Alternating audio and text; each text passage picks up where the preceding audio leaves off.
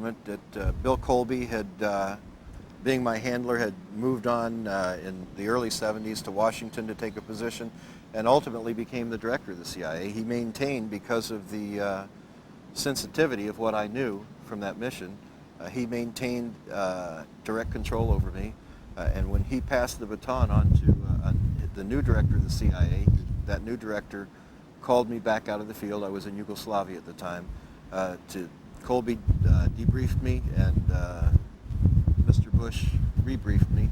And he was explained during the briefing and debriefing that I was loyal, I was a good man, and anything he needed, I was a trusted entity, and he could count on me. I had no problems with that.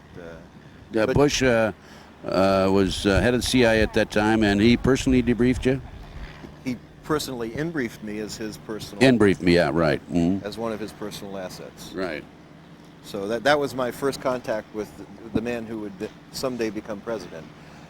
Bill had become a good friend, Colby, through the years, and worked with me, trained me, taught me the ropes, and he told me, he said, Chip, you do have some enemies in Washington. You know that Haig and Kissinger are very powerful men. Nixon's a very powerful man. You need to be sure that maybe you need to leave government service. You don't have me up here to protect you any longer. So I did. In '78 I left. I relocated to Colorado, started my family, got married, relocated to Colorado, started a little sandwich shop, and I was in the sandwich shop one day, and in walked these two guys with sunglasses and... Suits again. God, those suits. Okay, you're jumping ahead now. I want to go back out to Central South America. Are you avoiding that, or? No, we haven't gotten to that. You haven't? That really? was in 1980 when I was reactivated. Oh, in 1980 you were reactivated. Right. Okay, so you go to Colorado, and all of a sudden, two guys with suits walk in with sunglasses, and what do they say to you? They say, Bulldog, and I just thought, oh, no. And I didn't answer. Then they said, Pegasus, and that was the code name that I was given. So I knew, I didn't know who they were at first, but when they used Pegasus, I knew I was toast. Right. Pegasus was a code word used for your operation. Right. You personally? That was my code name. Okay. So I was told that my new assignment was to go to a place called Fort Campbell, Kentucky. But you were out of the service then. As a reserve officer, you're never really... No, you were in the reserve? In the reserves, right. Okay. I was reactivated. I was sent to a place called Fort Campbell, Kentucky. They decided after the problem in the desert, trying to get the hostages held in Iran, where our aircraft all went into one another, that they needed a task force set up for anti-terrorism. So they decided they'd put together an aviation task force at Fort Campbell, Kentucky. They took CIA assets, CIA officers, they put them under the control of the National Security Council, and they built this new unit called 160th Aviation Company that really wasn't on any of the military TO&E equipment lists. So there we were. Another covert operation. Another covert operation building itself in Fort Campbell, Kentucky. During the time from 1980 through 1984 that we were building that unit, testing different techniques of flight, testing different flight platforms. A lot of them I can't talk about. We would get into some heavy losses because we were doing things that never were done with these helicopters and other aircraft that we were flying. And so on one particular occasion, we lost one of our unit commanders, a major, flew into some high power lines during a nighttime exercise. He was killed. His co-pilot, a warrant officer, had his legs cut off. During the post-crash investigation, a man from Washington came in and he identified himself as Jake. He was accompanied by another man who wouldn't identify himself, and so we just nicknamed him the Snake. Jake the Snake. Jake and the Snake. That's who was there. He was a pretty slimy guy, We would later find that Jake was a person who was attached to the NSC, and his actual name was Oliver North. And that's your first contact with Ollie North? That was my first contact with Ollie North. And so what happened after that? We had, the United States government had pushed for a little rebellion down in Central America, a place called Nicaragua. They had pushed and helped organize a group of rebels called the Contras. They talked them into fighting against the Sandinistas. I don't know why. I have some ideas why, but I won't get into just my ideas because I don't know why, other than someone thinking that it's a terrible thing that a country have its own sovereignty and not do like we are. Have this And not be ruled by the CIA. right, right.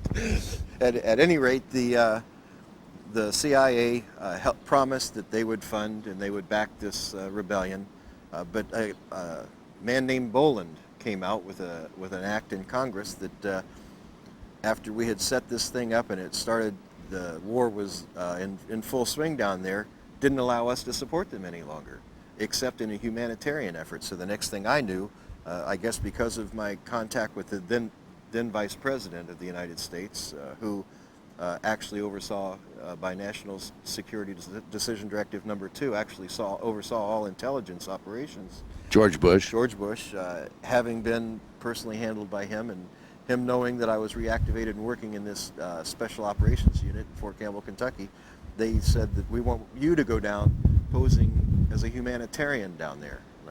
And in the briefing with North, I said, what do you mean as a humanitarian? He said, you're going to be a medevac pilot now. You're going to fly medical aircraft into these contra camps. That's humanitarian. It's allowed. And you'll serve, in the briefing he said, you'll serve 3 entities. You'll serve the United States Army as a medevac pilot. You'll serve the United States Embassy through the military office. And you will serve, and that was CIA, that portion. And you serve the Pegasus operations, that we'll call it, because of your code name. And Pegasus operations are directly controlled by the NSC. Now, was this North give you this briefing in Colorado when you walked into your shop, or was this later? No, this was much later. This briefing was actually done in Fort Campbell, Kentucky. Then the next thing I knew, North gave you the briefing there? Right. I had. So North walks into your shop in Colorado, says, "Hey, come on." No, two agents walked into Oh, the it wasn't shop in North. Colorado. I thought No. Jake was North. No. No, okay. Well, Jake was, but Jake and the Snake came to a crash investigation where my commander had gotten killed. I see. Okay. At Fort Campbell, Kentucky. Right. So the people that walked into Colorado, that was not They North. were just a couple agents coming in to let me know I'm going back to work. Okay. All right. And then you were briefed by Ollie. I found that they were actually NSA. Okay. So You want to explain what NSA is? National Security Agency. They do a lot of the background checks and everything in the United States. A lot of the spooks who listen to everything that's said here is NSA. Right. The communications mainly is their job. Like wiretaps and keeping track of all of us via the telephones, and that's their job. So you're in Fort Campbell, you're given this assignment, you're going to be flying in and out medical supplies, right? And where are you flying these medical supplies out of? Out of the Contra camps. When I finally went down posing as a medevac pilot, we went into the Contra camps. We'd always take coolers in. Usually the coolers going in were C4, explosives, grenades, things like that. And we would bring medical supplies out, and those medical supplies we would bring out in these coolers, big 124 quart coolers, was actually packages, bricks of cocaine. Okay. Did you actually see this? Actually saw it, actually tested it. And where did you do this? We did field tests right in our medevac offices in Pomerola Air Base. So before you'd put it on the plane, you'd test it, make sure it was real cocaine? No, we tested them on several occasions. We didn't test every package, but some occasions they were delivered to our operations headquarters at Pomerola to take to an aircraft at a different location to fly out of the country. And whenever that happened, I would actually do a field test on it right there. On occasion, when I could get away with it without anyone seeing me, I'd do a field test on the aircraft. That was pretty hard to do. Chip, you're flying out of what airfield in the United States? In Honduras, we were flying out of the Contra camps into 3 airfields. One was San Lorenzo, one was Pomerola, and the other was in the northern part of the country called La Mesa. From there, the coolers were picked up by C-130s, C-141s, or civilian 123s.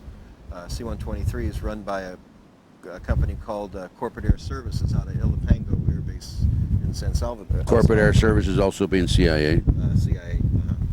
And they were flown back into the States. I would find on a meeting on March 24th, 1985, that they were actually three different legs that stuff was moved on, and those legs were into Ohio, into Colorado, and into a little place in the center of the country in 1985 called Arkansas. What airfield in Arkansas? I know that there were two airfields in Arkansas. One was Arkansas Air Force Base, and the other one was a place called Mina. And how about in Ohio? Into Dayton, Ohio, and then in Colorado it was into Lamar, Colorado, and Pueblo, Colorado. So you learned that the drugs are coming in then? Oh yeah. Cocaine? Yeah. On CIA planes? Everything went through Panama, and then from Panama it was distributed out. Were they CIA planes or military planes? Military and CIA. Both, huh? Yeah. Now, you tested it personally. Do you have any documents that would indicate that this is so? Yes. Oh, you do? Yes. I had no idea. Of course I did. Of course I did. That was a loaded question, Chip. I know it was. I knew the answer to that before I asked it. Okay, tell us about that. When I started finding the cocaine on board the aircraft, I decided, hey, you know, this could go one of two ways. They could set us up pretty darn quick here if they ever wanted to get rid of us because of our knowledge, and especially because of my knowledge, because Bill had told me, you know, Chip, watch your butt, buddy. You know, you have some real enemies here in Washington. So what I did is we would be required to file flight plans when we'd leave Pomerola Air Base, where we're based out of in Honduras. We'd file flight plans, and when we'd come back, I'd go to base operations and write on the back of that flight plan what we found, where we took it, who was on board the aircraft, and what went on during the flight. Basically, I'd debrief right on the back of flight plans. When a trusted Honduran official, who happened to be the brother of the Honduran Army Chief of Staff, saw what I was doing, he said, "We're going to keep these, you know, in a safe place. This is our insurance, Chip." I said, "Oh, okay."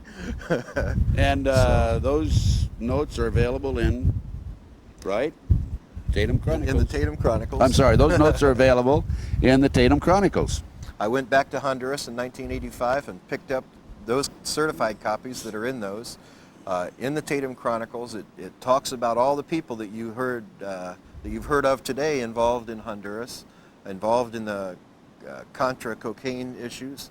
Not only that, it also talks about persons before it even happened, because these are certified copies that were sealed in 1985 by Honduran officials. It talks about